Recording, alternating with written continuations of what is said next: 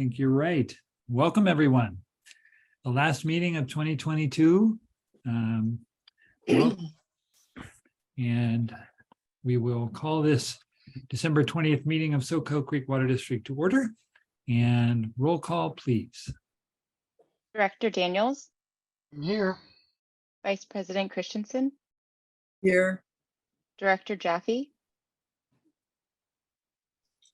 Director Jaffe, Are you on mute?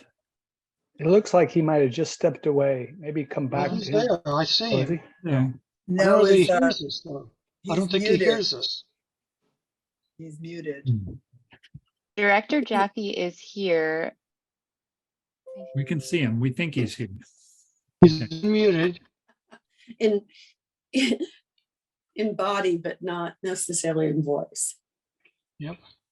Director Lather I'm here in voice. and President LaHue. I am here. All right. So welcome, everyone. We're first going to go to a closed session for 20 minutes. And then following that, we will return to open session at 6:25. Is there any public comment on the closed session? Looking for raised hands. Has the meeting started yet? Yeah, we were just doing roll call and we decided that you're here even though we couldn't hear you. So we started right at 6. So okay, so I do not see any raised hands or attendees that wish to speak on closed session. So then we will now temporarily adjourn to closed session and be back here at 6:25.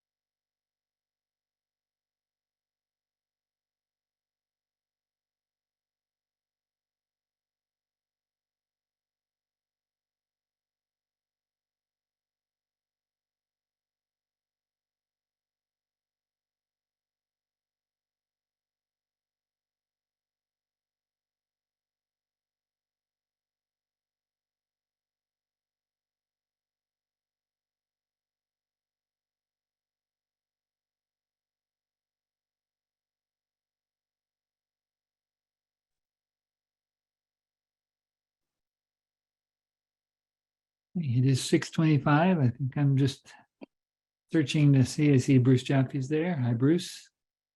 And Bruce Daniels is online, but not at the seat. Rochelle looks like she's coming.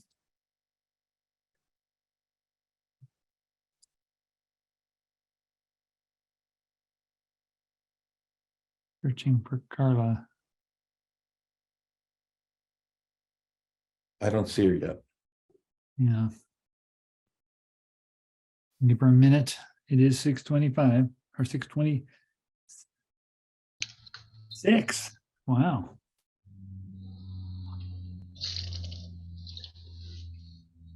Okay, Daniels is back. And we're waiting. I think Carla's there, but she's muted and no video.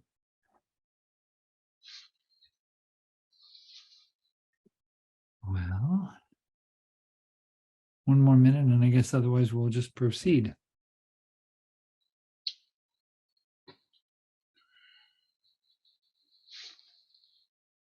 He's being promoted to panelist now. Great. Thanks, Emma.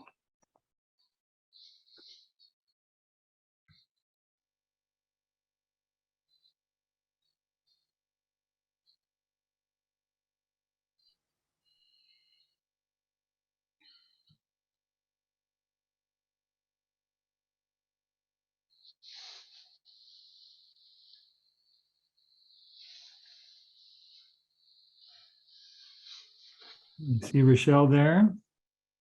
For a second, I saw her. And Carla is on the list. Yes. There she is. Okay. All right. Welcome back. No public hearing tonight. We did have a short closed session, which there were no reportable items. And we shall move on then to an opportunity to remove items from consent. Ron, you wanted to say something? Yes, Mhm. President LaHue, thank you. Yeah, there were several emails from one member of the public regarding several of the items on consent. And I'd just like to say a few words along with, I think Leslie and Shelley and Tracy will chime in and help me, just so it'll help inform the board's decision on whether they desire to pull any items. So I'll just run through them chronologically, if that's okay. 4.3, there was a comment about the production report. We have changed the format of that. And part of the reason being is we changed who's responsible. It went from O&M to CCFS staff. And then at that time, we thought, how could we improve upon it to make it more appropriate for what the board's needs are? You can certainly still figure out how much is pumped out of each aquifer. That was one of the comments. But bottom line is, we thought it was better, but if the board wants us to do anything different in the future to it, just please let us know and we'll be glad to modify it. And then regarding item 4.5, water capacity fees, Leslie, would you mind saying a few words? Sure.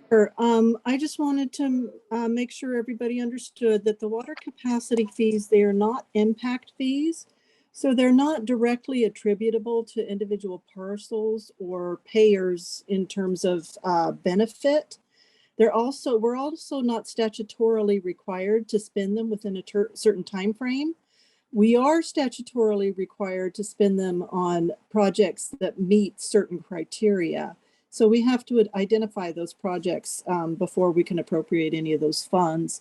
We've kept those funds fairly liquid in recent years as well, because we do intend to use some of them on the Pure Water Soquel project.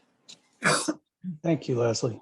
Okay. And then going on to the next email regarding the item 4.7 WDO developer question. Shelley, do you mind addressing that? And then I'll add a few words Sure, no afterwards. problem. So the question on this item was, why do in attachment 3, which is the schedule of fees collected under the water demand offset program, why does that not show payments at all from the Aptos Village project developers, including Barry Swinson, Joe Appenrott, and Pete Testorf? And the reason for that is because the fees for Aptos Village were paid prior to 2014 and fiscal year 2014, 2015, which is shown in the items attachment.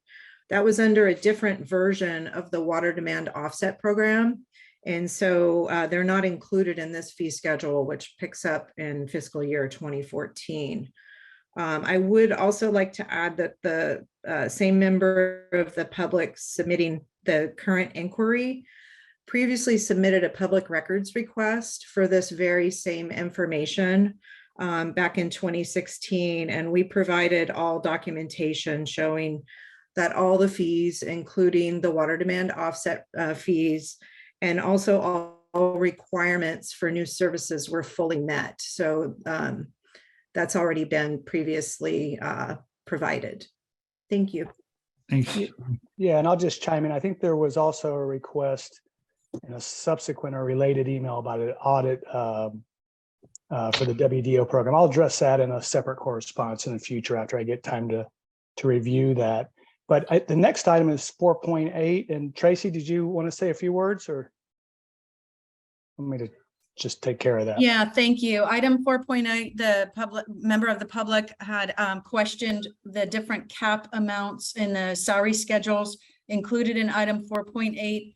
And I wanted to remind the board that in the 2017 agreements for both SEIU and the mid-management employee groups that were negotiated by those groups requested a change from the existing formula used for COLA, which had a base of 0% at the base and a cap of 5% for all groups. Mid-management and SEIU negotiated to increase the base for those two groups to 0.5% with a corresponding change to the cap at 4.5%. The management group did not change those formulas as part of its bargaining and opted to keep the 0% base cap, 0% base and cap at the 5% top end. So those, it's not a discrepancy. Those were negotiated agreements by each of those bargaining groups. Thank you, Tracy. And then item 4.9, I think, was probably the last email related item, and it was about surplus goods. And we feel that memo and resolution appropriately reflect the current inventory list, and thus no changes are needed. So thank you. Those Okay. were our comments. Appreciate it. Okay, thank you for, going and answering public questions ahead of time or that they submitted. All right, so do the board members have any items that they wish to remove from consent? Looking for hands. Looks like I don't see one from Bruce. Let's see Rochelle right now. Bruce Jaffe, Bruce Daniels, nothing from Carla, it looks like. I do not see any hands from the board members presently, Hugh. I think from a member of the public. Right, but I'm just, as far as removing anything from consent first. Rochelle, now I see your picture. You don't have any either? Okay. Okay, so now any public comment on the consent agenda in general? We do have a hand raised. And then I'll just reiterate for anyone else that's in the audience that, if we try to have people let us know ahead of time if they would like to speak on an item, but there's always an opportunity for people to attend the meeting and raise their hand and speak at that time. So we'll proceed. Ms. Steinbruner, your mic is available. Thank you. This is Becky Steinbruner. Can you hear me? Yes. Yes. Thank you. I appreciate staff taking the time to address the questions that I raised in my correspondence. I still feel that my questions about the water capacity fees and how much was put into the high interest earning CD that does not appear to be there anymore. What happened to that? It was not really made clear in the staff information. And while staff is now saying that those funds were intended to be kept liquid in order to be spent on Pure Water Soquel, that is not declared in this report, and by the law, it must be declared that there is the intention to use this money if it's within the next year, and I would expect it would be, given the timeline of the project and getting it up online.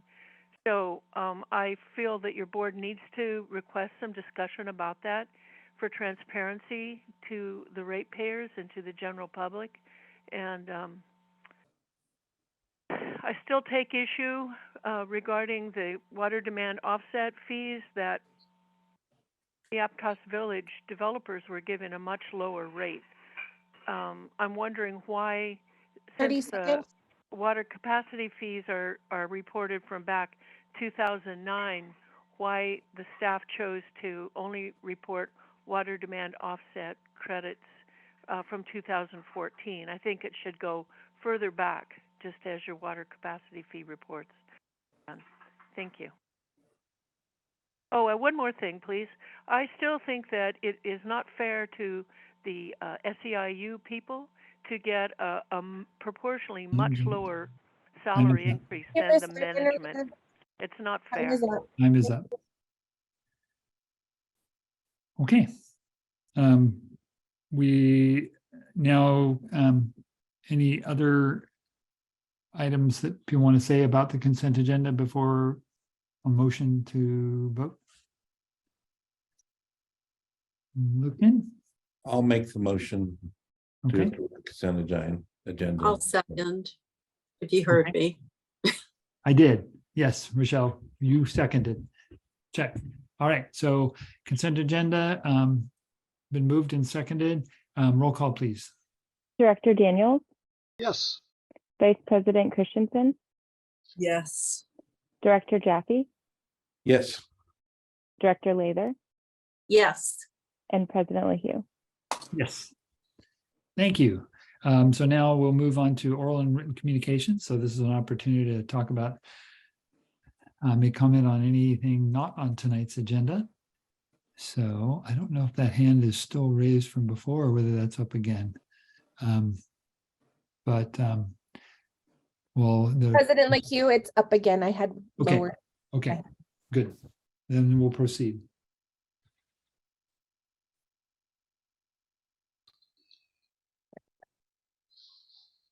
Ms. Steinbrenner, your mic is available. Hello, this is Becky Steinbruner. Can you hear me? Yes. Thank you. I just want to draw to your board's attention that at the December 16th Santa Cruz County Board of Supervisor meeting, the county water resources manager, Sierra Ryan, did present to the board as part of the climate action plan, the new drought response operation plan. And that was largely brought about by the SB 552 committee. That was a piece of legislation that requires all counties in California to develop a drought response plan for wells going dry and whatnot.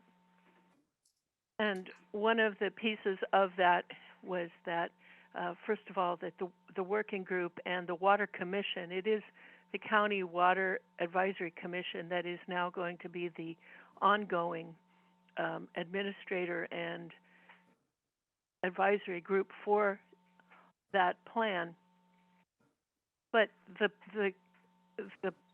the feeling is that this is the state was trying to make a one-size-fits-all legislation that does not really apply in terms of mass consolidations and things, but that if consolidation is necessary in our county, it would be the last resort and only with agreement of all parties. The commission also agreed that the county well master plan needs to be revamped, and many thought that there needs to be some language that would limit large pumpers with junior water rights in times of prolonged drought, limit their pumping so that they do not cause surrounding small water companies and domestic wells to go dry. That will be forthcoming, and there were other suggested changes to the well ordinance, but I just think you might find it interesting. There will be an implementation plan presented to the board on April 25th was the date they tossed out to the board. So we have a new Board of Supervisors now with 2 new members, and it will be interesting to see going forward how that board acts to preserve our water and certainly to encourage consolidation when it is needed. Thank you very much. Thank you. Hey, is there anyone, no other public hand raised? Looking for hands raised from board members for anything not on tonight's agenda? Scanning. That'll be one nice thing when we're back in session in person. It's much easier to see if somebody wants to say something. Okay, I am not seeing any, so we can move on to reports. District Council. Thanks, President LaHue. Just wanted to remind the board that January 1st, all the new legislation that was passed this calendar year will take effect. That does include the changes to the Brown Act and AB 2449 that we've discussed a number of times, and more information will come, assuming the governor's rescission of the COVID-19 declaration does remain on track. As a reminder, that's currently set to sunset at the end of February. So effective March 1st, we'd be subject to new rules for our meetings. happy to answer any questions. And if not, just wanted to hope everyone enjoys the holidays. Thank you. Thank you, Josh. Any questions from board members? Any public comment on that? None, seeing none. I will move forward to administrative business, conditional and unconditional will serves. Good evening. I think this Hi, Todd. hi.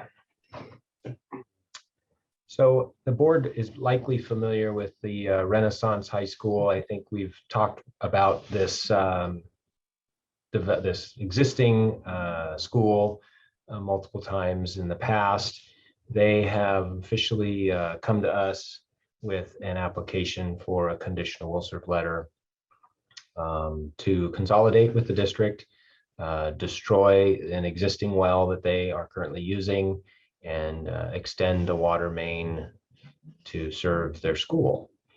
I believe we might have LAFCO on the line. We do. Joe Serrano is on. He's very aware of this proposed connection. That's not what's before the board tonight. That would be a condition of service, which is typically part of the checklist when we issue a conditional will serve letter. If LAFCO annexation is required, we would check that box, and that's what we would do here. This high school is within our sphere of influence, but it is outside of our service boundary. As the memo states, they're challenged with hexavalent chromium and nitrate, elevated nitrate levels, in addition to being very, very close to the coast. So they are wishing and requesting the board's agreement to issue a will serve letter. It is also part of the state process that the district issue an intent to serve, and that's what the will serve letter would provide. I've stated in the memo the approximate demand that the school has provided. There is a draft engineering report that was not authored by the district, but it was reviewed by the district, and it basically gives an analysis of what the recommendation is, and their ultimate conclusion is that the school should pursue connection to the district. I can answer any questions, or if there are questions, LAFCO questions, Mr. Serrano is available. I don't know if we have anybody from the school representing. I don't see I anybody. don't see anyone. So first of all, any public comment on this? I don't see any hands raised. Well, one just went up.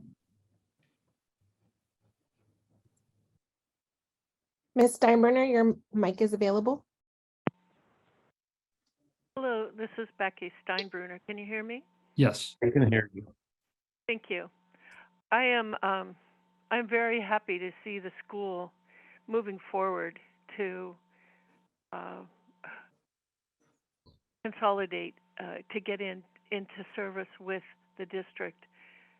And here's why. I visited that school about 3 or 4 years ago and talked with staff there. And at that time, they were very, very concerned about the chromium in their water. The state was at that time ready to provide bottled water if the school would admit that there was a problem. And at that time, the school was not willing for some sort of an insurance reason or something. And I'm very happy to see that the school district has come around and they're on board now and supporting this. And with this good report they provided for your discretion here, they tried to put in reverse osmosis point of treatment, and it didn't work. The staff was telling me that on Monday mornings they have to let the water run because there's sand in the water. So this is a clear case of public health and safety for school, the staff, the students, and I'm very hopeful that your district will accept them and to provide hopefully good water for their use. Thank you. Okay. So any questions from the board? Bruce Daniels. Well, it's not really, is it comment time or I don't have questions, I have comments. Either one. It's fine. Okay. I'm very leery of us just expanding. I mean, some notion of, the chromium for the students, yeah, that's a concern. By the way, the staff report is wrong. This is not in our basin. According to DWR, that is the Pajaro Valley water basin, and ours is the Mid-County water basin. So it is literally a different basin. But, if we're hoping to do that, to protect the students from excess chromium, which is not a bad thing,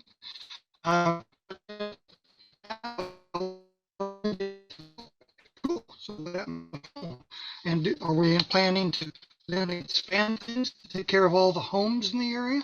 I know, one of our previous supervisors, Ellen Peary, lived down that ways, and she was part of a water mutual, and there were 2 or 3 other water mutuals in that area. And so we could certainly consider expanding our usage down there. In fact, we could, one of the things that Pajaro Valley does is supply water, don't really supply water that I'm aware of to any residences. And so we could end ourselves being drawn into being the provider for all residences in much of Pajaro Valley. And that's a dangerous thing to get to. And when, it's not something we have planned for, but if we start here, where do we stop? Where do we decide, okay, that's enough, we're not going to give any more water to anybody else? And particularly since they're also being charged by Pajaro Valley for every drop of water they use, they paid PDWMA. And so, that's going to get in the way of what people are paying us. So I think we should be very, very careful about just willy-nilly, signing people up for our water supply. It really is violating the studies that we did for this program, because we didn't consider all this. Okay. Let's see. So Rochelle, do you have anything?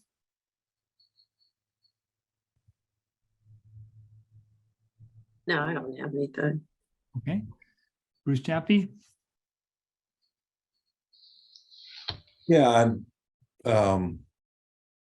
guess it's more I have a question for it, for Peter, for Joe Serrano. So is there implicit in our approval of this will serve that there will be expansion from LAFCO to not only make this will serve possible, but also will serve for other houses in between, our where we currently serve. There's a gap that, and if we go to the providing water for Renaissance School, is it implicit that the LAFCO process will require us to serve the entire area, which is filling in the gap? I don't know if that was clear. That was clear to me. This is Joe Serrano. Can you hear me? I can't. Yeah. Perfect. Well, good evening, board members, and really good question, Director. It really comes down to what is the district, which areas of the district want to provide services. So if the determination is just the high school, when you submit, if the board and the district decides to move forward with serving this area, the application submitted to LAFCO will indicate these are the parcels, or this is the parcel that's going to be served. And as part of the LAFCO process, the district needs to show that it's willing and capable of providing services to that particular area. Now, LAFCO always encourages logical boundaries. And like you mentioned, there is a gap. Some of those parcels within that gap are already being served by the district through extraterritorial service agreements. But again, LAFCO's not here to force the district to provide services beyond the areas that they are comfortable to provide. So hypothetically, if the district wants to only provide services to the high school, and that's identified in the application, then LAFCO will move forward with that approach. This is a health and safety issue, and we want to make sure that the students and the faculty, everyone in that high school is getting adequate water. So in this case, LAFCO is going to rely on the district on which parcel or parcels they want to provide.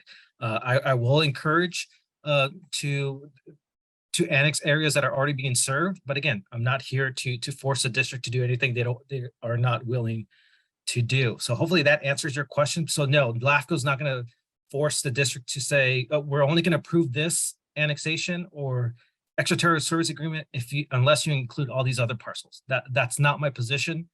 That's not the LAFCO's position. We're here to follow the lead of the district when it comes to certain situations that are health and safety issues, like in this case. Hopefully that answered your question. Yeah, it does. Thank you. Okay, any other question or comment, Bruce? No, that's the elephant in the room. Okay, and then Rochelle, did you say you did or did not have anything? No, and Carla? I don't see Carla, but I wanted to give her an opportunity. Sorry. Shut it off. I just had a question. I guess it's a follow-up on Bruce's. And if we did get down into, providing water there, does that mean that they are part of our district? And, and all the consequent things that we do, like we have to, dig a pipe, dig pipes and things like that, which we have to get, we have to have permission to do that. And I assume we would, but and other things like maybe digging a well, a viable well down there, if that becomes part of our district, are those things that are inherent in changing the boundaries of the water district down there? That makes Another good question, and if staff doesn't mind, I'll answer that. So there's two avenues that the district can take when it comes to providing services to the high school. One is annexation, meaning you officially add that parcel into your district. So that actually changes your boundary. And when you get annexed into a district or any city, that landowner or those registered voters can vote for the board. They can run for the board. They're a part of the district. The alternative approach is an extraterritorial service agreement. That's another way of just saying it's an agreement between the district and the landowner, in this case, the high school, that you will be providing services to them, but they're not, excuse me, but they're not officially part of the district. It's just an agreement between the two parties that you will be receiving services.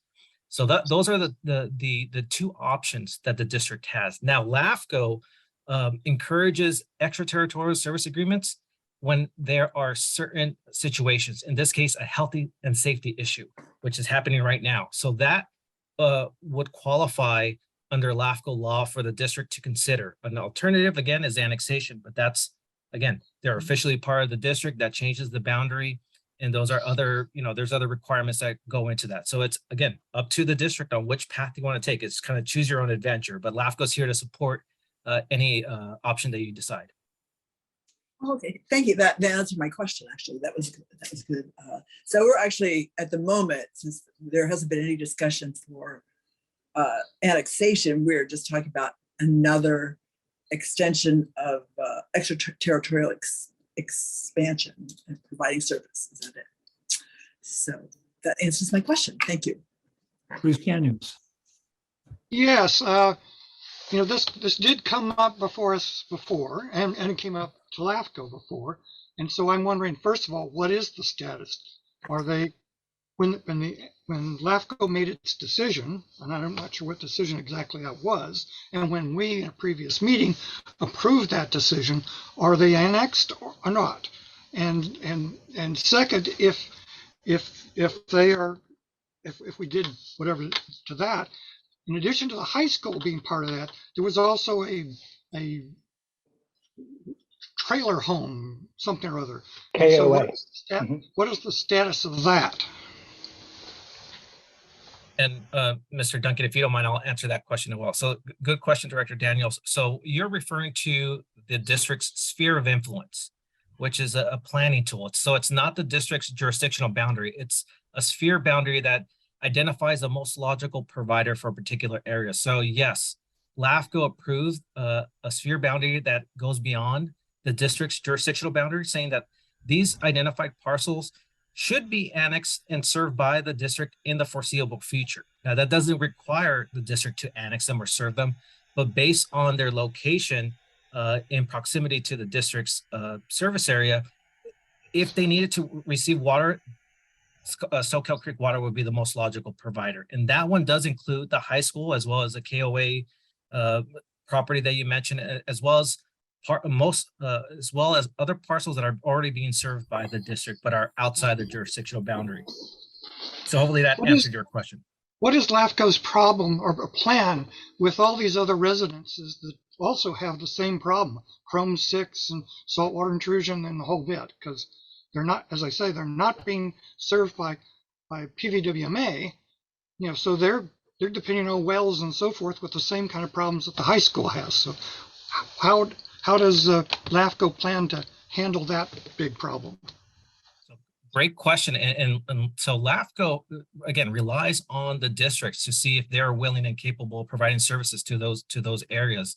And if the district wants to move forward with providing those services, then that's where LAFCO has a role. But when it comes to anything else, LAFCO is not here to say that these parcels are struggling, their wells have run dry or they're contaminated. Soquel Creek Water, you need to annex these areas or you need to serve them. That's not LAFCO's position. The law doesn't require LAFCO to do that.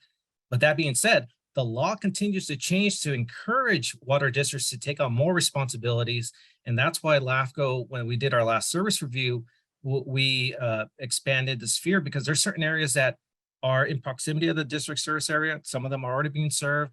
The high school is an issue. And so that's why we coordinated with your staff to see, are there areas that may benefit from receiving water from the district? Now, that's just a discussion point. It's now up to the district if they want to move forward with providing services beyond your service area. If the district and the board decides, you know what, we do not want to provide additional services, that's your prerogative. LAFCO can't force you to do any other than that. But LAFCO needs to identify these areas, and that's kind of our role.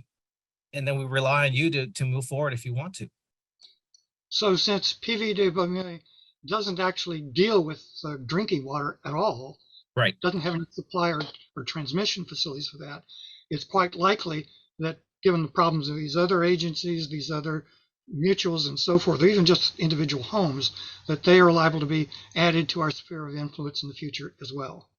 Yeah, and we would coordinate with you to see if that would be something to consider. Thank you. All right. I wanted to just say a couple things myself. I guess I feel like, the difference between when we heard about this before and now is that they've done a draft engineering report and looked at all of the alternatives for the school. And this came up as the most logical and sustainable way for them to solve the problem of providing, water to the school. So, that to me is important. And so I do understand, and I don't know what the timing would be.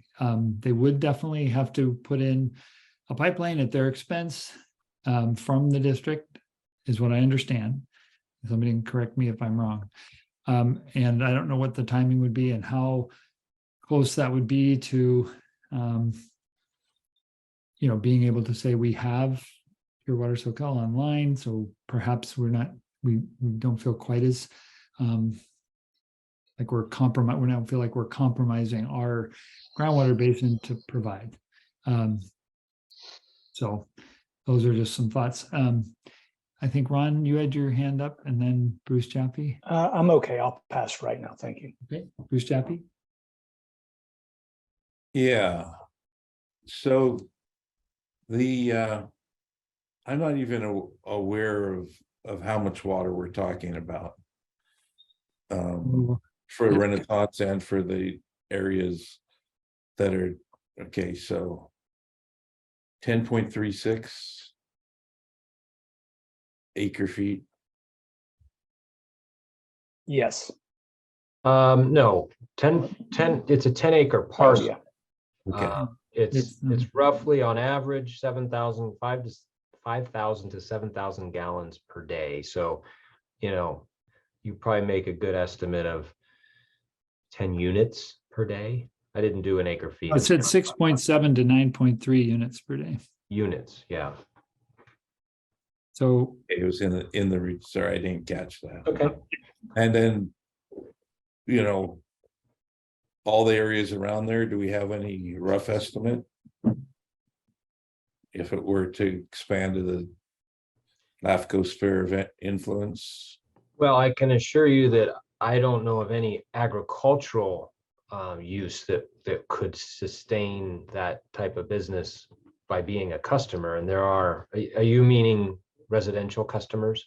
KOA and the other places. Yeah, I unfortunately don't have any information from any other applicants because they haven't, or other nearby, they haven't come to us. And to me, I don't think just because we give water to the school means that, I know Bruce is worried about a slippery slope, but I don't think it necessarily means we have to make a decision to provide water for everybody just because we're providing it for the school. Probably about, it's less than 10 acre feet a year. I would estimate, Dr. Jaffe. Okay. That's taking an average of, 7,000 gallons a day and running that 365 days a year. You come up with 7.8 acre feet on average. Which it may not be in school all year round. Right. They're probably not in session in the summer. I will add, and it doesn't relieve the stress on our basin, but they are already pumping out whatever that amount out of the aromas. So it's the net same amount. It's just different where the water's coming from. Yeah. Yeah. Any other Well, questions, comments? Okay. can I I do put have one more comment, actually. Carla? Yeah, now I'm confused. If they're pumping water out of the aromas, and do we have a well close to there then? Is that? And if they destroy that well, won't that be a net benefit to our district? They won't be pumping water out of the aromas, which is a problem aquifer. Yes. Taj, why don't you answer that? Yeah, that's true. They have an existing well. Our closest production well is Seascape Well, which is not near this area, but yes, they would destroy the well and no longer be drawing out of this problem area. And we do have, the SkyTem and that work that we've done has documented seawater intrusion right in this area. So it would be good for that area to not be pumping. Okay, thank you very much. Thank you. Okay. I don't see any other questions. Wait, his hand just went up. Bruce Jaffe. So if we have enough water with the pure water Soquel, it really is a good solution to control where the pumping occurs. And we do have connections between our different areas. And but if we don't have enough water, and that remains to be seen, just if pure water Soquel behaves the way, and it doesn't behave the way, but the water from that does what we think it will do, and the modeling is correct.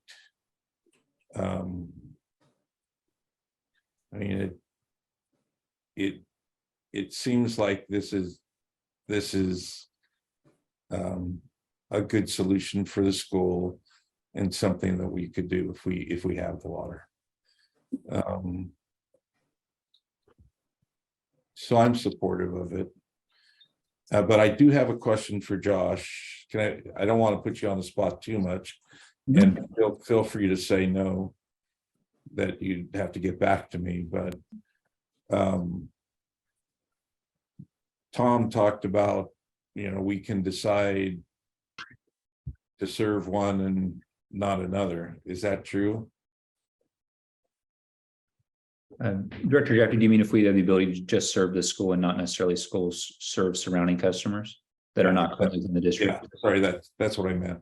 Yeah, that is correct. And I think as Mr. Serrano mentioned, LAFCO does have a preference towards, avoiding islands or other non-contiguous annexations, but the district is under no obligation to annex adjoining properties by moving forward this way. Okay. Okay. So anybody want to make a motion? Well, I'll make the motion, but there are two will serves on there. We can do them separately, or you can just, or we can see if there's any questions on the second will serve for the single family home or not. Maybe we should separate the motions. I think it might be clear this time. Let's just do number one. Okay. I'll make a motion to approve it. Okay. Second, anyone? I'll second the motion. Okay. Roll call, please. Director Daniels, Hell no. Vice President Christensen, Yes. Director Jaffe, Yes. Director Lather, Yes. and President LaHue. Yes. Thank you. Can I Now, ask a clarification? I didn't know, as we fill out the, thank you for that. I wanted to know, when we do fill out the will serve letter, there's a checklist, as I mentioned earlier. Normally we would require annexation. I think I'm going to need some direction from the board, because it almost sounded like Extraterritorial. an extraterritorial service would be what you would prefer versus directing them to obtain annexation. I don't know that we've really had a full discussion and decision on that. There were comments made, but I don't know if that can be brought. You go ahead and give them a conditional will serve letter and bring back the question of annexation versus extraterritorial agreement, extraterritorial supplying water at a different meeting. Because things don't move that fast between now and January 17th. Joe Serrano, can you help us with that? Does that sound like a reasonable thing? We come back subsequently, that'll meet the school needs at this time. Do you have a feeling, or Taj? Yeah, again, I'll defer to the district on your preferred approach. I will note with annexations, it typically takes around 6 to 8 months to complete. When it comes to extraterritorial service agreements, because it's a health and safety issue, Government Code Section 56-133 allows LAFCO to expedite the process, meaning if the district does decide to move forward with it, it does not take 6 to 8 months. It actually takes like a month or two because it's a health and safety issue. But again, I'll defer to the district if you want to require annexation or extraterritorial service agreement. LAFCO does not will support either approach that you do. Hopefully that answered your question, Mr. Ron. Yeah, maybe we go through that first, and if an annexation is ultimately desired later, that could also follow. You could start with that, but then I think it's still I think it's a good discussion to have and make a final decision on sometime before too much longer. Thank you. We can't consider it tonight because it wasn't on the agenda. Yeah, so maybe we should, if possible, agendize at our first meeting in January, so we can have further discussion on it. Okay, we'll put it on the list. Thank you. But the will serve still stands as a 4-1, I believe. Correct. Okay, Yeah. thank you. So we haven't worked out details, but there's Yeah, which type of providing service it is, whether the people that, well, I don't know, nobody really lives there, so I guess there's really no voters in that particular spot, but that's sometimes the disadvantage to having extraterritorial service agreements is that people get water and they pay for water, but they can't vote. Whereas I'm not sure the school really has any voting members that live there. So, but those issues would be great to be brought up, as a separate thing, like here's the pros and cons of annexation versus extraterritorial service agreements. So, Well, the advantage of the extraterritorial is the pipe is close by. They can get started on this project. They've done the engineering analysis. They do know that this is the most desirable alternative is to get a hookup to our pipe. And I thought it was fairly clear, actually, that that's what we were going to do, so that they could get started and actually do that. that's true, but they can proceed once they have a conditional will serve, but it's just a matter of whether we work towards annexation or not. That question can come up later and they can still move forward. Okay, it's just so long to know that. It's not holding anything up. Okay. Okay. All right. So the other was a single family home. Questions on that one?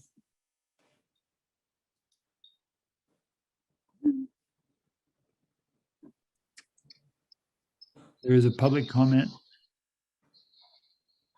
Did we already take public comment on this? Or did I forget? No, we did. We did.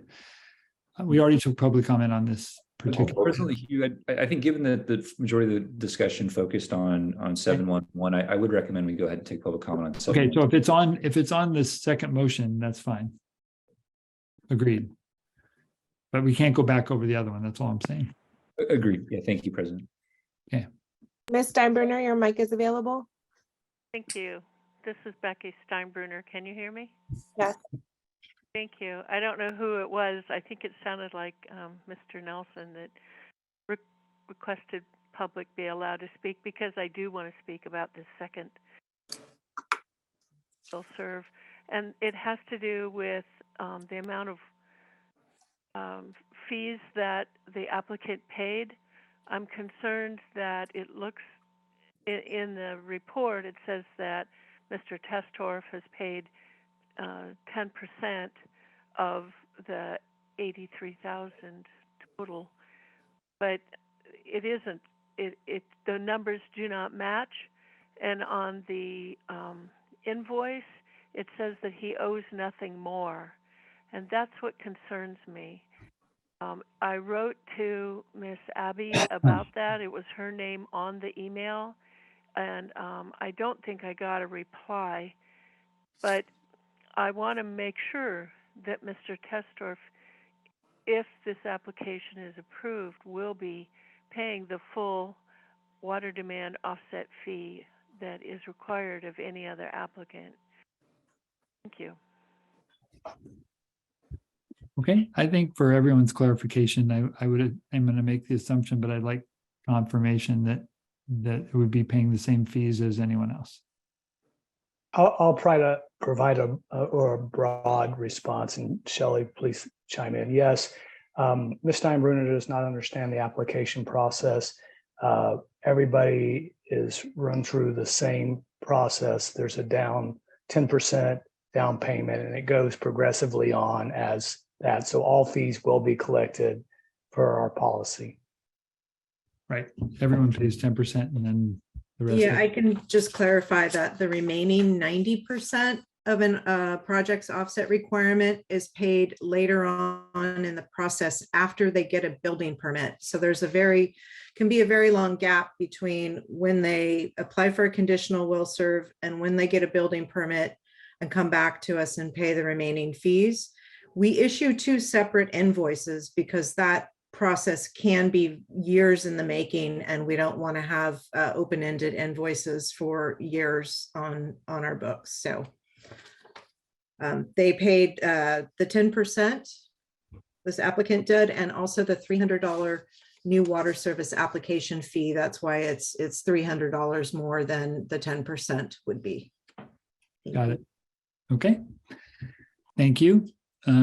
Questions or motions on this item from the board?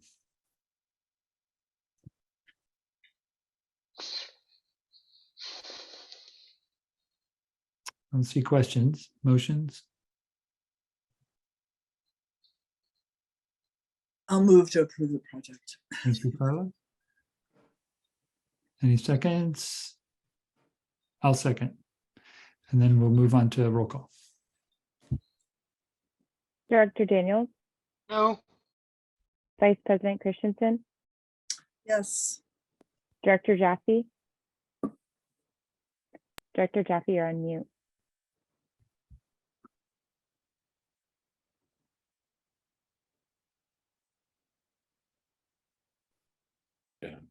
Yes. There we go. Thank you. Director Lather Yes. and President Leahy. Yes. All right, let's move along to a happy thing. Certification of election and oath of office for Directors Christensen, Jaffe, and Lather. Right, so our general counsel can proceed with this one if you like, Josh. Yeah, thanks, Ron. Yeah, I have the privilege of administering the ceremonial oath of office to Directors Christensen, Jaffe, and Lather. So if they would be willing to please raise their right hand and repeat after me. I, please state your name.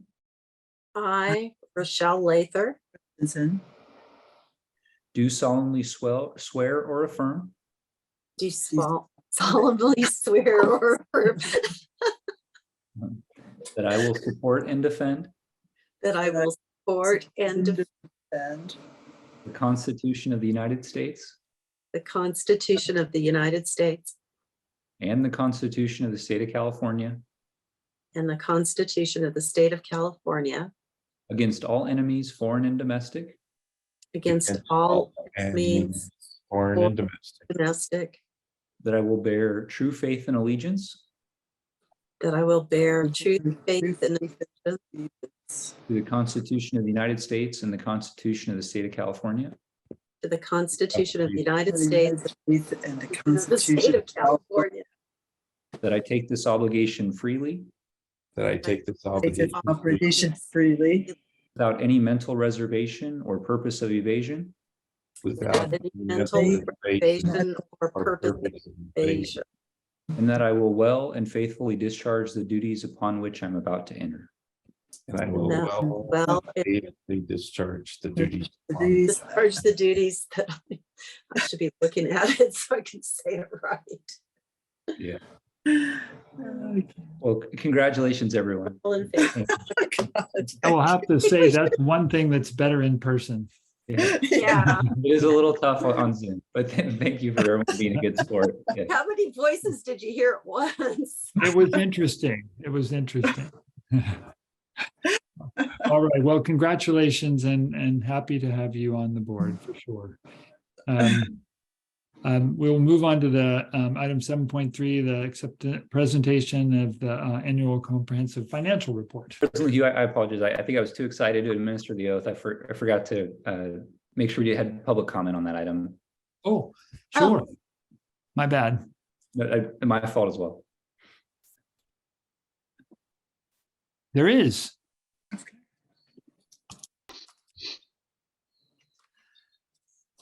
Ms. Steinbruner, your mic is available. Thank you. This is Becky Steinbruner. Can you hear me? Yes. Thank you. I'd like to congratulate all three incumbents on coming back onto the board and to thank you for your service. Listening on the telephone, it was nothing but a garble of the three trying to take the oath of office. I consider this to be a very serious thing. And in the future, when there are multiple people taking an oath of office, I would like to hear it one by one, because it is a very solemn responsibility that these people are taking on to defend the Constitution of the United States and the state of California, to uphold those statutes. So in the future, whether it's in person or again online, I request that they be done individually. And I'll be honest and say it was a little offensive to me to hear people laughing. This is a very serious thing. And I hope that you will take these duties seriously very much. And again, congratulations to you all three.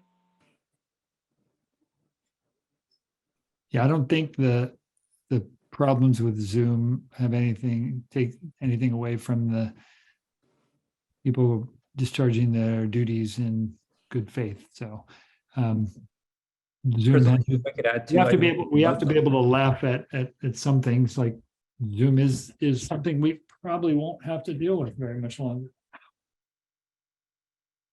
And Josh, I believe you were going to add a few words. President Hugh, is it okay if I just briefly address that? Yes, absolutely. So yeah, just a reminder that this is the ceremonial swearing in. The official oath is actually the signed oath that is enclosed in the packet, and which will be signed by each of the directors after the meeting. Thank you.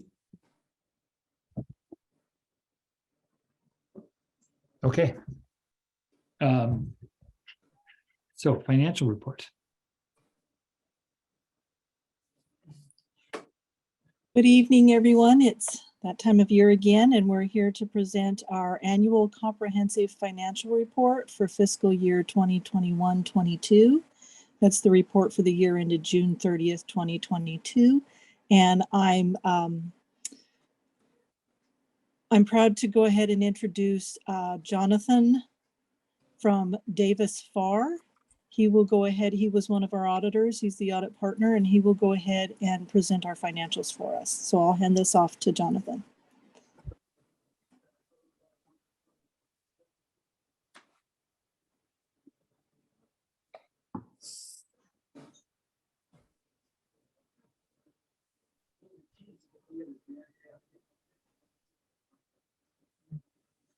Do we have Jonathan?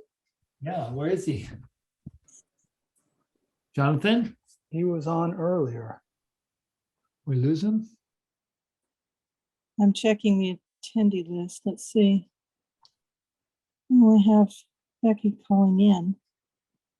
Yeah, but it says two, but there's only one listed. Huh. Hang on just a second. Emma or Becca, do you have any insight into this since you're the portal? He was on earlier, but I do not see him in the panelist or the attendee list currently. Why do we have two attendees? He says he is in the general invite. Can they promote me to panelist? And then he indicated, I'm here, I can see everyone. So I don't know if he's able to be promoted to panelist. We can't see him, Leslie, in the attendee. I suggest that he log out and log back in so we can see his name and promote him then.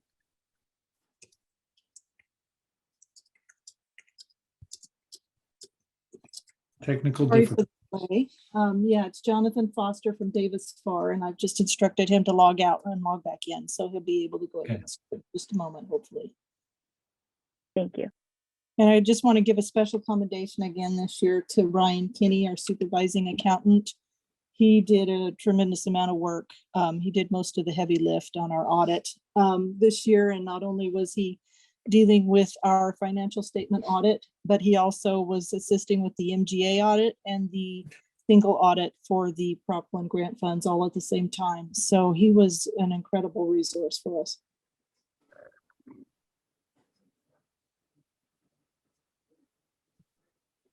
Good job, Ryan. Yeah, thank you. Can you hear me now? Yes. Hi, Jonathan. Hi there. If you'll excuse me, I'm getting sicker by the minutes. I'm hiding out in my trailer from the family, and so I may go in and out with my voice. Well, thank you for giving me the opportunity to present. I'm guessing somebody else will run the slides, which is great. I just want to start off by thanking Leslie and Ryan and her team over there. It's a lot of work to go through an audit, and we were able to do it in person this year. So we flew out there with my team, and I'll walk through a little bit of the work we did and the results of the audit. So the reports issued, the first letter that we issue is within the financial statements, and that is the opinion on the basic financial statements. We issued an unmodified opinion. And that is actually the highest level of opinion you can achieve from your auditors, meaning as auditors, we do not have to make any modifications. Secondly, you'll see a new paragraph in that opinion. It includes an emphasis of matter. And that is because there was a new accounting standard that had to be disclosed, a new accounting standard that had to be implemented this year, and that is GASB 87 leases. Secondly, there's a report on internal control over financial reporting. It is in this report that if we had any internal control deficiencies or weaknesses to report, or any non-compliance to report, it would be included in here.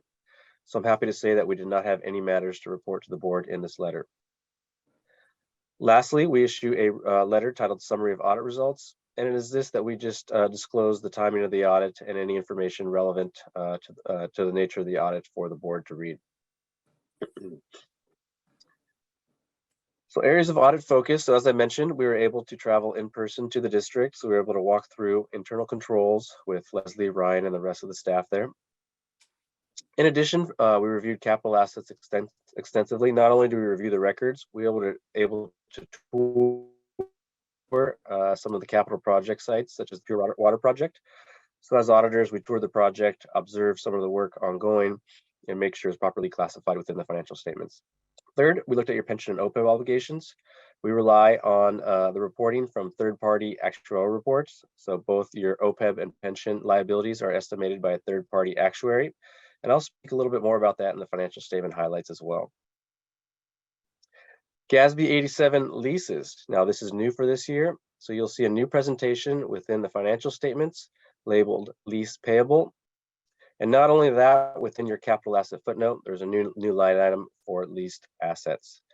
So what happened this year is all government agencies across the country actually had to report their leases, regardless of the type of lease it was on the face of their financial statements. Then lastly, your long-term liabilities. We confirm the amount of debt outstanding independently of the district. So directly with third parties, we confirm the amounts outstanding with them.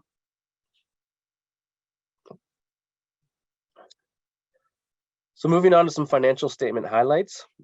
I do like to spend some time here and notate some areas that have significant differences from the prior year.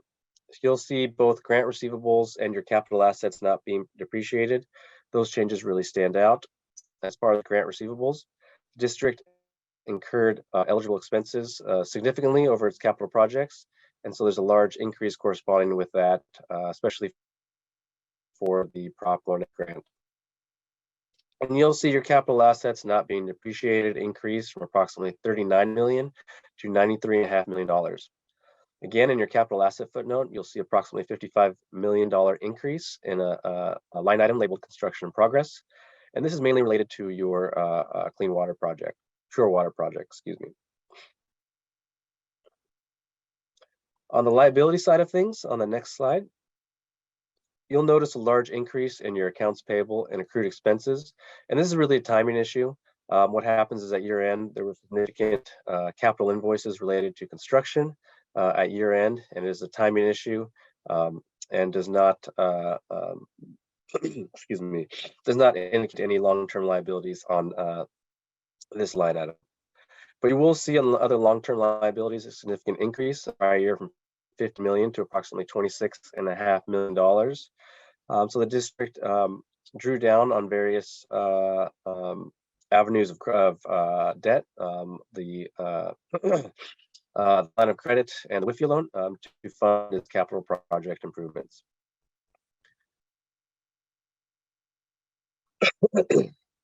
On the next slide, you will see the activity of the district for the year. So the previous slide was a snapshot as of June 30. This slide and the next slide will show the activity for the year. So you'll see total operating revenues year over year are fairly consistent.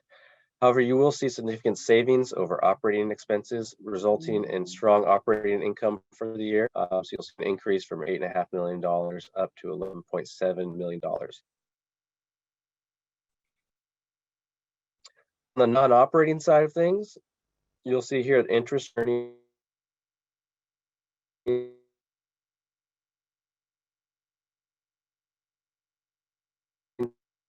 Uh-oh.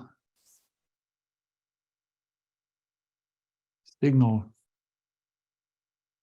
Yeah, I've lost him too. the year recognized increased you. revenues on contribution Oh, side of there you go. things.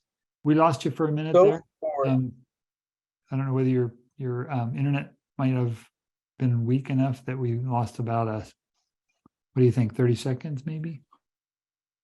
Yeah, about 30. So I don't know Yeah, if if you could start the slide over real quick, Jonathan, that would be great. and if you can't do the video, just maybe turn the video off and see if that helps you just get the audio across, at least your video, I mean, of you. I don't know. Because your internet might not be able to handle it all. If you're in the trailer. I think we've I'm lost. gonna adjust my internet, home internet from the phone. So just give me a moment here. I might have Yeah, just maybe just go devices without connecting. just go without the video and maybe try that.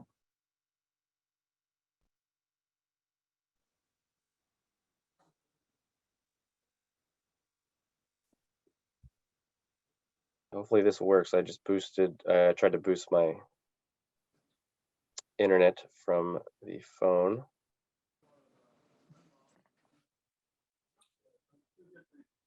I hear you loud and clear. Okay, perfect. Try. There we go. I just blocked all my children's devices from my phone, so I have a feeling they connected tonight.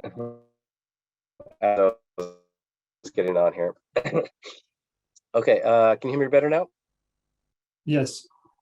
Okay, great. So I just wanted to point out interest earnings for the year. You'll see that decrease. Everybody knows or is probably aware of how the market formed during the year. So happening again? Maybe. We're missing parts of it. Jonathan, you could always call in using the phone number and see if that works better for your connection. Sure, I will call in right now. Okay, yeah, just click out of this and then try that. And he has to, does he have to hit anything special to speak or? We'll unmute him. Becca will have to, arrange for that.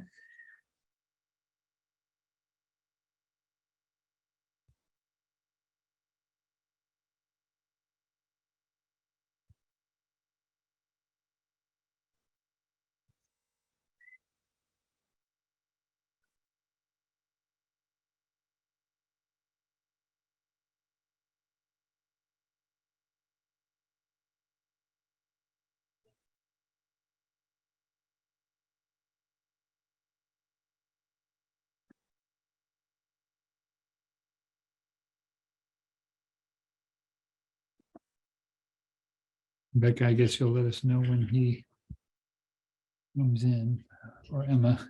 Yeah, we're watching it. Okay, thanks.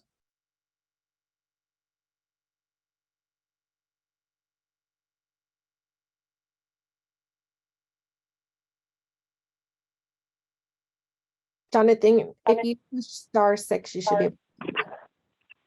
be. Okay, I'm back on. Okay, we can hear you. Okay, great. Wait, we're hearing an echo. Decrease the volume on the laptop. You may want to There we sign go. out of the Zoom part of the call because we hear an echo.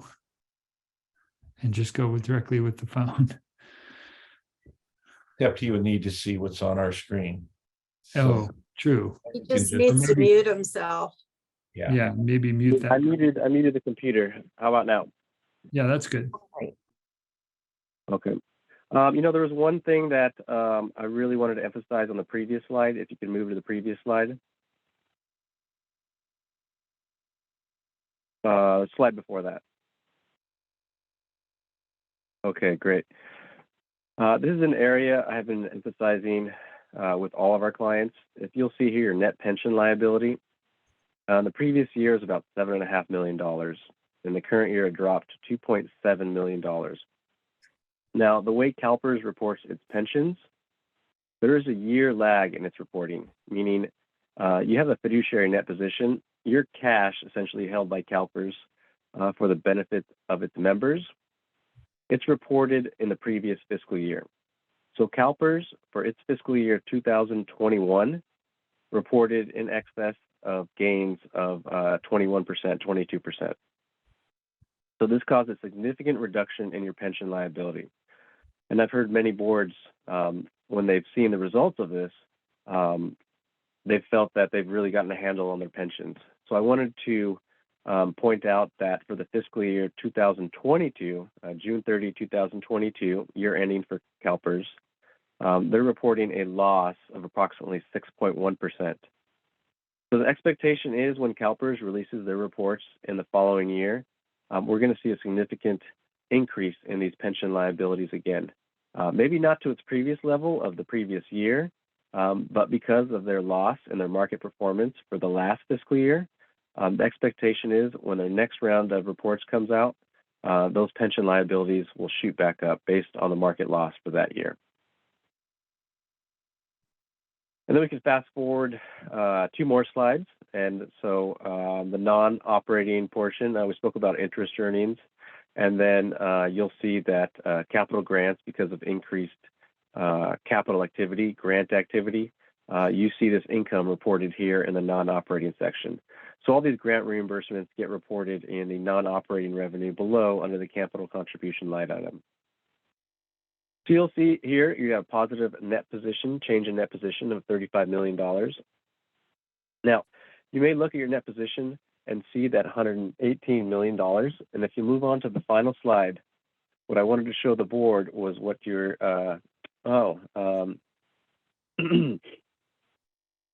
the slide I sent to Leslie didn't include a last minute slide I added. Would it be possible to share a portion of the financial statements?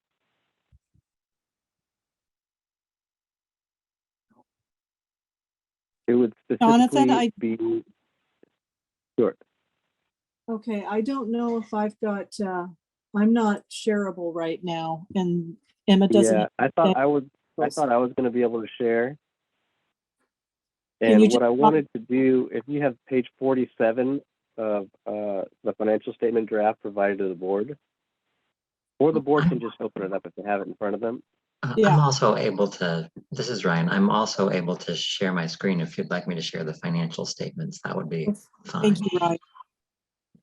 Yeah, that'd be great. No problem. Take me just a minute. Yeah.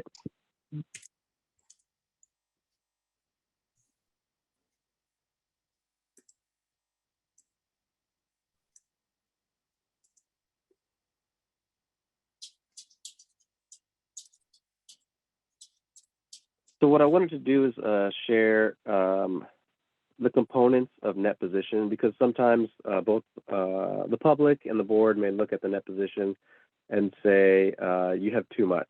So I really wanted to share what the components of net position are made up of. And it's simply not, when you see that $118 million, that's simply not $118 million in disposable cash that you have. And when Ryan brings up the financial statements, or if you're looking at the financial statements, there we go. So at the very bottom of that statement, Ryan, there we go. The very bottom where it says net position. Now, those are your components of net position. So net position, some people refer to it as equity. $104 million of that is your net investment in capital assets. So these are your essentially your physical investment in the district. It's not spendable. So in reality, what you see here is your restricted capital projects decreased about $500,000, and then your unrestricted portion actually went down approximately $8 million. So you'll see essentially that although your overall net position increased, your component of net position, those free cash flow areas, actually decreased.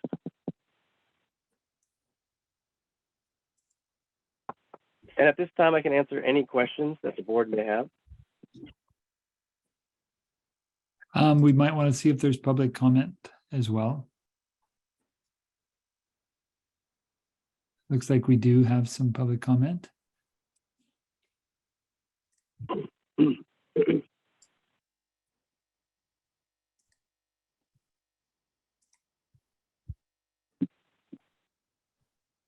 Almost there. Okay. Ms. Steinbruner, your mic's available. Hello, this is Becky Steinbruner. Can you hear me? Yes, we can. Thank you. I hope you feel better, Jonathan. Thank you. And thank you for powering through this to help us all learn and understand this comprehensive report. As a member of the public, I just want to note that the table of contents lists page numbers for the report that are not visible in the packet. The only page numbers I see are the board agenda packet pages, which do not coincide with the table of contents page number. So when Jonathan said page 47, I was trying to think, well, where is that? And so if that could be added in to this report, that will really help be able to make the report more searchable for certain items of interest. I want to note that the county, this is on page 295 of the board packet, that the county of Santa Cruz is the largest customer. That surprised me a little bit, and my guess is that that is because of the irrigation for parks.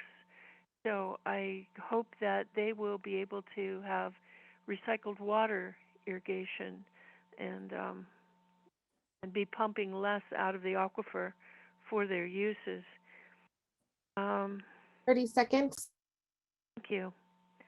I also note on, I don't know what page it is, but the debt ratio, I think it's page 267, the graph shows an ever increasing climb of debt, and I would like some discussion of when you project that will level out or decline, especially in the face of an oncoming recession, and as we've heard tonight, CalPERS debt liability.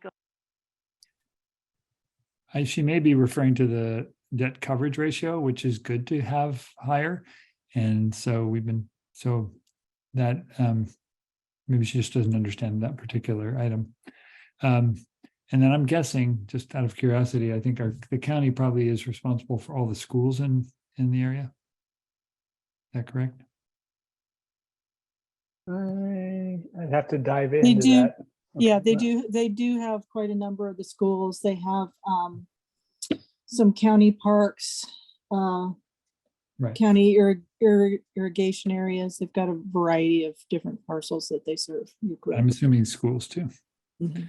Okay, so that was public comment. I don't see any other hands raised. So how about board members with, I'm looking for raised hands and or questions. Don't see any. Tonight's is just to, the motion would be, the recommended action would be to accept the report. So I will entertain any motions, or if. I'll move to just accept the report. Okay, and a nice job on that, by the way. Very, very thorough. Yeah. Any seconds? I'll second. Okay, Carl seconded. All right. Yeah, I do. Thank you for presenting it. I know it was difficult, but thank you for the presentation. Yeah. It did help. I did have questions, but he answered them. Yeah. Great. All right, then we can go to roll call then. Director Daniels, Yes. Vice President Christensen, Yes. Director Jaffe, Yes. Director Lather, Yes. and President LaHue. Yes. Thank you, everyone. Now we'll move on to item 7.4, which is this district reorganization. I'm going to guess this is Ron. Yes, thank you, President LaHue. And I'll just say two things. Jonathan, thank you. It's hard when you're not feeling well like that. And then also, just hats off to Ryan and Leslie again. I mean, this is the comprehensive report, but they can do such a, fabulous job on the large scale. And then when you look at the financial report that's in there and the consent agenda or the general manager report, I note that Ryan and Leslie have been very smart with our customers' money, to the sense of,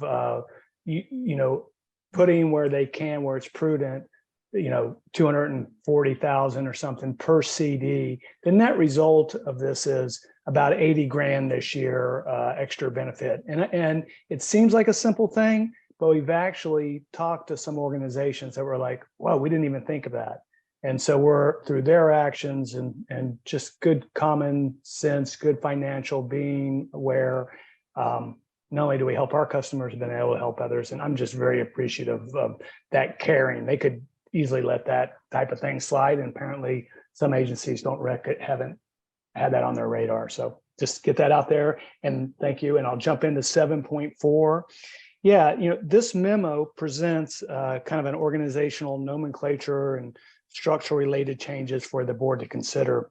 In the near future, the district is approaching a pivotal transition point, as I outlined in the memo.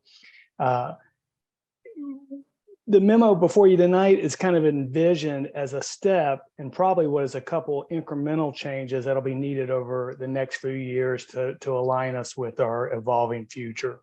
And I think this is a smart approach, because we're not exactly clear on what the details look like. And the strength in an incremental, smaller changes approach allows us to learn as we go and to respond to those changes in dynamic conditions. And maybe more importantly, it develops the trust and the commitment amongst the staff that are involved, because it can be uncertainties is a little nerve-wracking. So I think this is a very prudent approach. And then at the end of it, when you link those smaller changes along the way, can ultimately lead up to a transformational change type thing.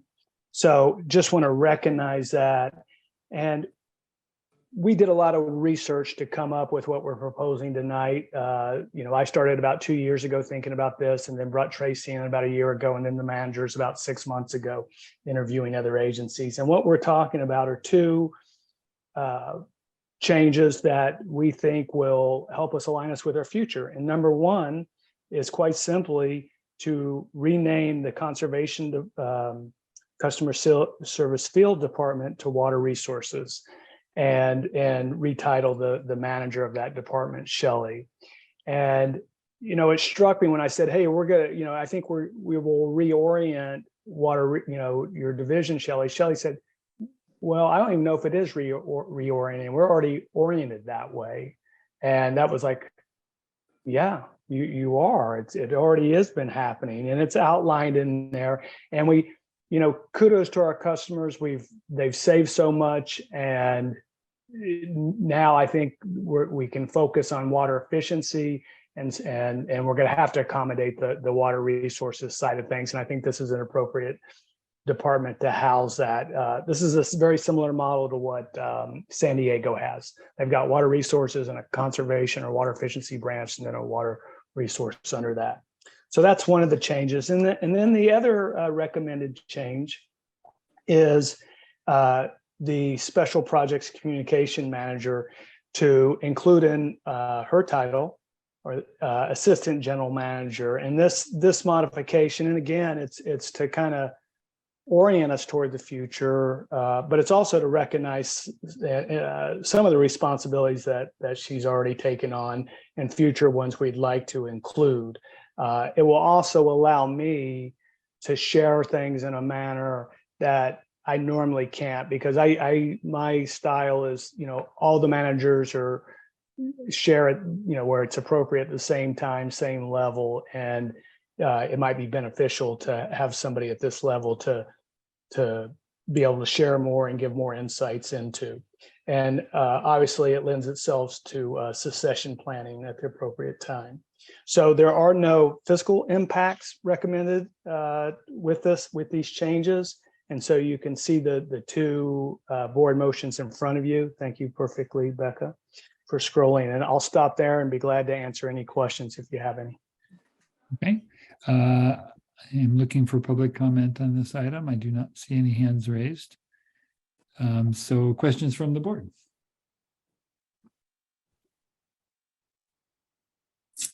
Just a comment, it makes sense to do this reorganization. Makes sense to me, I should say. Yeah, thanks, Bruce. And I'm looking. So I guess if there's no questions, then we could go with the motion. I'll make the motion. Thank you. Did we do public? I know we didn't. Did No, we? I did. Okay. All right. I looked and I asked and I didn't see any hands. I see Oh. no hands either. Okay, I'll second the motion. Okay, roll call, please. Director Daniels, Yes. Vice President Christensen, Yes. Director Jaffe, Yes. Director Lather, Yes. and President LaHue. Yes. Great. All right, water resources and assistant GM. Yes. Congratulations. All right. Yeah, Now, now we have annual election of the vice president. right. And I'm the lead on this, but it's really, I think you know the procedure, so I'll just step back. Let me just see if there's any. There's a hand up. Bruce Daniels has a hand up. I I don't would see. nominate Rochelle. Okay, Hey, Bruce? and I don't see any public comment. I was just looking. Okay, and there's another hand up or just that one? I actually wanted to take the opportunity to nominate Bruce Jaffe for vice president to complete the cycle of everyone on the board, the current board, to serve to serve as vice president and then eventually president. And I think this is a good opportunity to jump in there, and then we will have completed this cycle. And obviously he has the knowledge. He's the second longest serving member of the board. So I think it's probably long overdue that he's gotten to serve as vice president and then president. So any, am I to assume a willingness on the part of either of those people? I'm looking for facial expressions. Yes, I'm willing to do it, and I'm going to be able to. I anticipate being able to devote more time to the board in about a year. Oh, good. Okay. I forget how this works.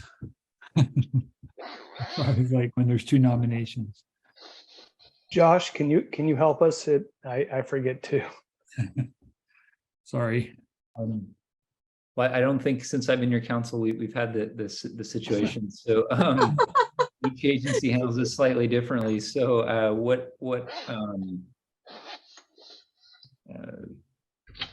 well, I mean, we could just take one and see if it passes and then take the other. I just don't know which one to take first. President LaHue, that's exactly what I was thinking, and I would recommend the first nomination. That's how we handle motions generally.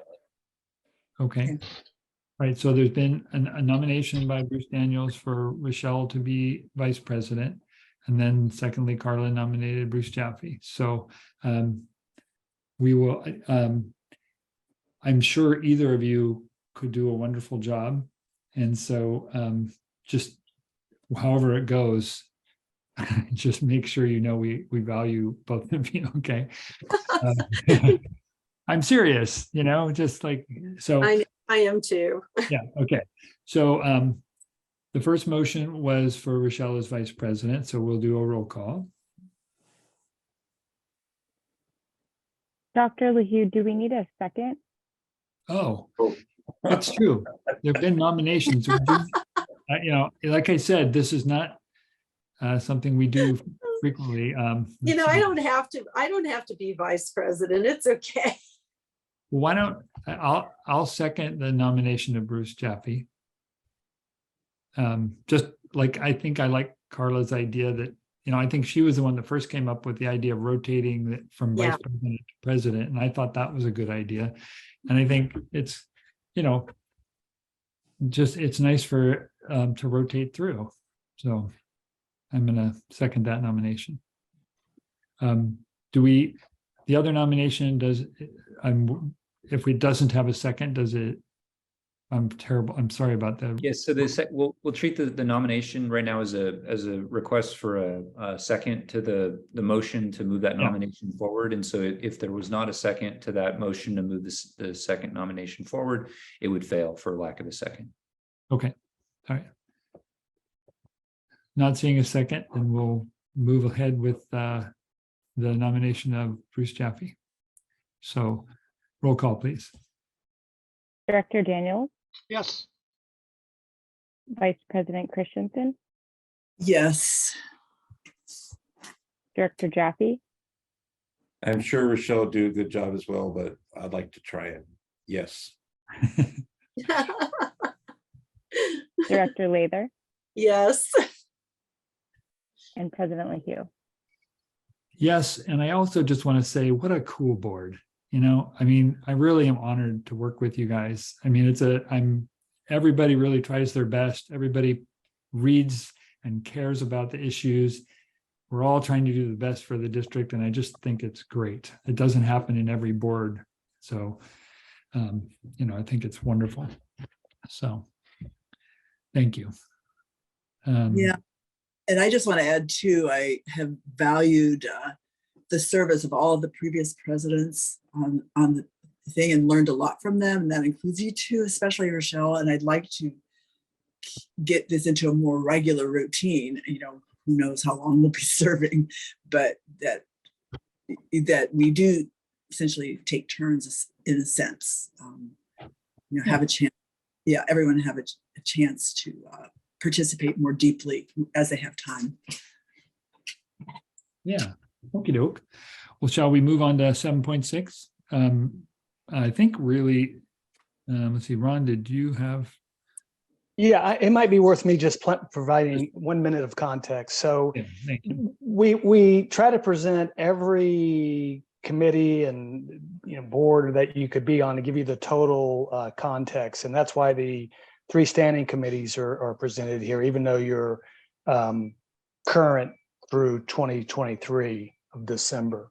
But you can change that up now, or you could wait. But we wanted to give you the full picture. So the only necessary one to make a vote on tonight is for the MGA, and then also if you want somebody to run for LAFCO, then that would be appropriate now to do that. But I think the motions kind of speaks for themselves. 4, 5, 6, and 7. They can be ongoing. And I'll ask Emma if I missed anything since you wrote the memo, Emma. Did I capture that right? Yeah, that sums it up. Thank you. Okay, thank you. So I'll hand it back to you, President LaHue. Okay, and I guess I have a question. So Rochelle's currently serving on the LAFCO board, and what are your thoughts on that, Rochelle? Are you planning to or would like to continue? Yeah, I'd like to continue. And I've learned a lot. Yeah, and does that involve an election again if you continue? Yeah, it does. It does, okay. So Right. LAFCO would have to vote Okay. me in. Okay, so yeah, so the votes come from all the different members, all the fire districts and cemetery districts and water districts, so. Okay, that was just a question. Any public comment on this issue? I'm looking, I see no hands raised. So we can move to board. Well, I personally have really found your service, Rochelle, on LAFCO to be really helpful for me to understand how it worked. And so it was really added to my understanding. So I appreciate it if you would like to do that again. Yeah, I feel like this was like 4 years of learning and growing, and now I know what I'm doing. I don't want to stop.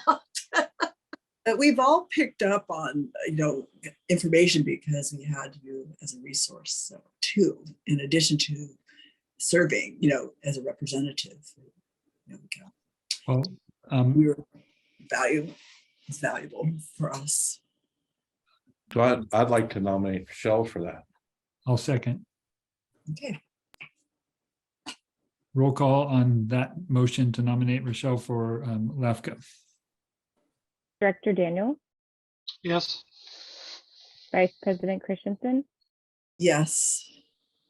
Director Jaffe, Yes. Director Lather, Yes. and President LaHue. Yes. And thank you for doing that, Rochelle. I actually like it.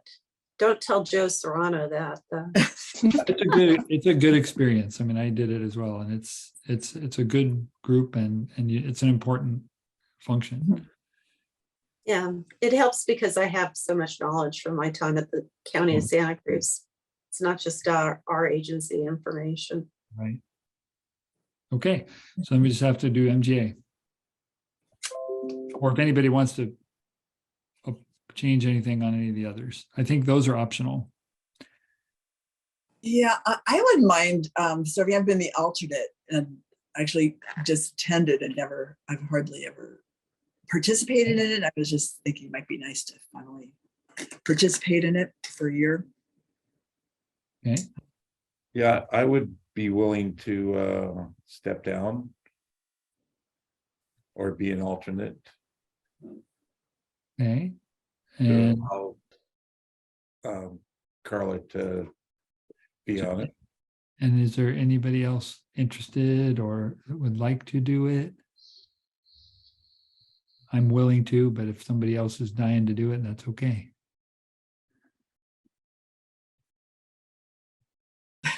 Okay, so seeing none, then we're thinking that we would switch to having Carla be a member. I would still be a member, and then what about alternate? That could be either Rochelle or Bruce. If you want to be the alternate, Rochelle, that's okay with me also. Okay, I've only had to serve once, so. Yeah, okay. Maybe it is your turn to be the member now because you have a. Would you like to be a primary member, Rochelle? I'm just not sure, not next year, the following year I would like to be. Okay, dokie. I want to do it justice. All right. So I'll make the motion that Tom LaHue and Carla Christensen are the members and that Rochelle Lather is the alternate. Okay. For MGA. I'll second. It's been moved and seconded, so we'll go to a roll call, please. Director Daniels, Yes. Vice President Christensen, Yes. Director Jaffe, Yes. Director Lather, Yes.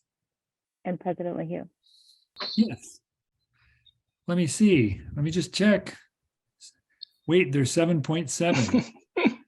I think there's one more thing. Oh, thank you. I'll keep it quick. I know people are tired. But I think, it's been a long year and it's worthwhile taking a moment to, at least I appreciate to be able to say a few words of thanks. First of all, I think Dr.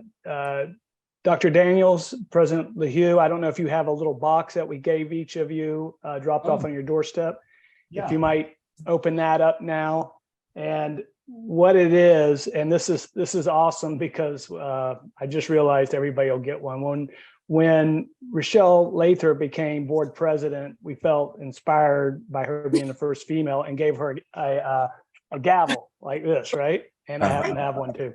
And we thought it was cool as president. And so we realized that Dr. LaHue, you're president now, and Dr. Daniels, you have been president before. So that's what we gave you also. And now we realize Carla will be getting one next year, and apparently Dr. Jaffe the year after. So just thought it was a little tradition, although you can see we're showing restraint by giving it to you after you step down. So just note that. But in all seriousness, so that's on behalf of all the staff. got to shout out to our customers for conserving while we get a project online and be in that line of defense. Our partners, you have to shout out to the city, the county, state water board, EPA, the Bureau, all of them. Without those linchpin partners, our pure water success would be very challenged. And not to forget our standing committee members. They some of them showed up for a tour the other day, and the time that they put in, and just those couple nuggets that they come up with here and there, and just showing, putting in the time. And then of course, our staff. I think we have the absolute best staff, and it's the best I've been able to ever work with. So it's as good as it gets. And then it kind of ends, I think, with you guys, you folks, the board, and you don't know how many times your reputation precedes you. And I even just got an email last week. I went and looked it up, and the title of it is Impressive Board. And it was another GM who had met two of you at different conferences, and he went and looked all of y'all up, Denmark and then Aqua, and sent that email. In short, visionary and dedicated. I'll leave it at that. So thank you so much. And I don't know if anybody else wanted to say anything. Melanie, I think you indicated a desire to say a few words. So if you would, I'll hand that to you. Sure. Hi. Hi. Hi. Yeah, of course, as the special projects communications manager and really just connecting with so many people in the community, I think it is a true testament for our staff to go out and speak to people, whether they're local or statewide or even on the federal level, about our organization and what we're doing. We really are, I think, displaying transformation all the time, whether it be how we look at water or how we are operating as an organization. And I just really want to say thank you for all that you've done this year. It's another year, kind of in a pandemic condition. And I just was reading Leslie's and Ron's transmittal letter, and it really just kind of spoke to me. The list of accomplishments that we've been able to do really is in a large part because of your leadership. So thank you. And we're looking forward to working under the new board president and vice president, and are excited that I think the new article that Carla helped write, which will be in the New Times Publishing Group, really kind of focuses on some core things about the district. And we kind of use the acronym CARE, which I think again represents the district, really about collaboration, adaptation, resiliency, and kind of a focus on economics and the environment. So thank you, board. All right. Well, thank you all. And next meeting will be, I think, January 17th. Carla will be your president. Bruce will be your vice president. I'll be there. Meeting. Can you guys see this? Meeting adjourned. Thank you. I think Thank you, everybody. Good night. Congratulations, Melanie. Have a great holiday. Bye. Thank you. Night. Thanks. Happy holidays. Happy Bye holidays. bye. Thank you, and congratulations to you all. The ones